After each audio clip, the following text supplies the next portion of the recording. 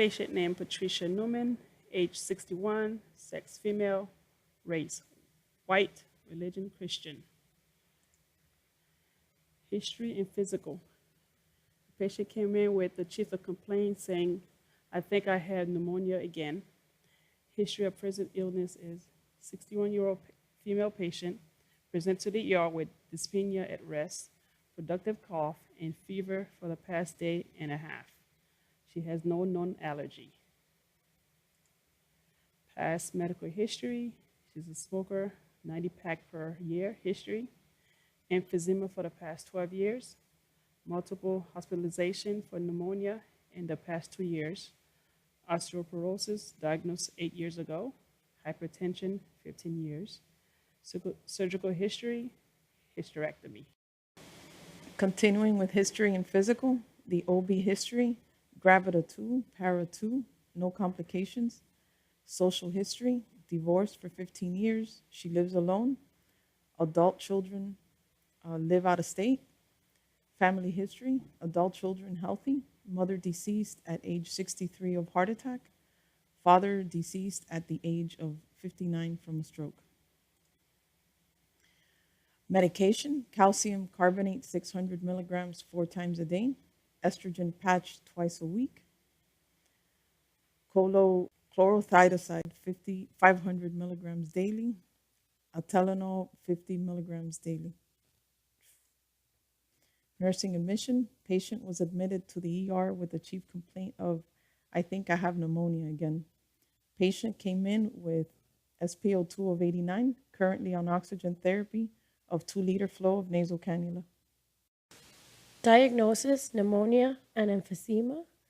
Vital signs, temperatures 101.1, blood pressure 162/90, pulse 108, respiratory rate 26, height 5'5", weight 100 to 120 pounds. Health promotion. Describe your general health, not very good. Immunizations, childhood doesn't have records. Flu shot, none. TB test, unknown. Changes in lifestyle due to medical condition. I can't work when I'm sick, so sometimes I don't have a lot of money. Health promotion. Regularly conduct a self-breath exam? No. Get a mammogram? No. Get a pap smear? No.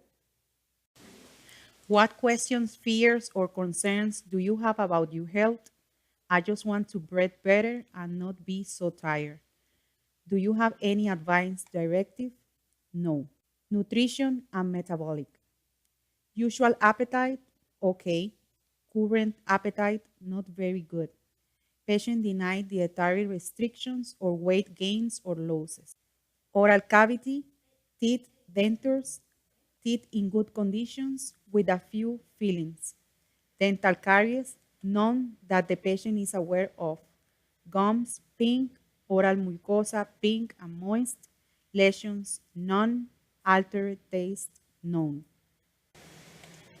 Eating patterns, food preferences, allergies, intolerance, none. Number of meals per day, 2. Special diets, none. Dietary supplements, none. Difficulty swallowing or chewing, no. Fluid intake, 1 soda per day and 2 glasses to 3 glasses of water per day. Can you eat independently? Yes. Do you need help preparing meals? No. Can you afford food and utilities for cooking? Not always. Appetite changes? No. Nausea and vomiting? None. Physical assessment of the upper extremities. Respiratory, labored, and shallow respiratory effort. Patient removes nasal cannula for assessment against RN advice. Bilateral breath sounds with coarse crackles auscultated throughout lung fields. Neurological, no tremors, mild weakness in grips, reflex intact, no apparent neurological deficiency. A physical assessment of the head and neck. Mental status, alert and oriented to person, place, time, and situation. Speech, perceptual ability, and cognitive age appropriate. Mild anxiety level with labored respiratory effort.